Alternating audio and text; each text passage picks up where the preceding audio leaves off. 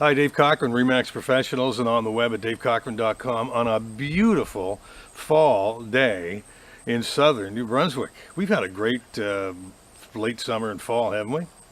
And it's a beautiful day again today, and it looks like the optimism is on the face of sellers too, because listings are up 17% over a year ago.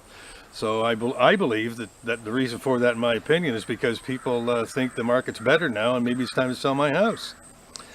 Sales for the month were up 19% over a year ago, and year to date we're up 8% in sales to the end of September.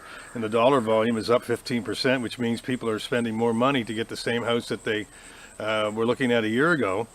The $180,000 to $500,000 price range, that large price range, all those areas in those price ranges were up in sales over a year ago. The 140 to 180 still down. I believe it's because people in that first-time home buyer price range are on their way out of town and have found work at other places.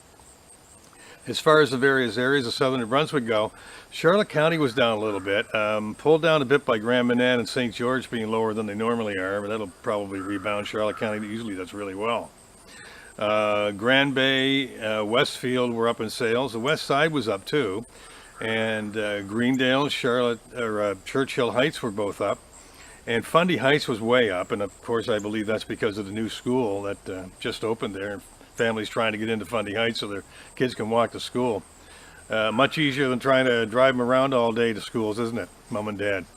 The north end, it was about the same as it was a year ago. Milledgeville was down a little bit. East St. John was up.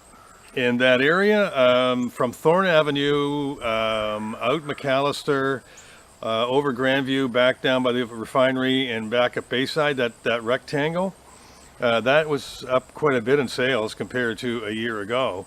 Willow Grove, Barnesville, St. Martin's, they're up a bit over a year ago.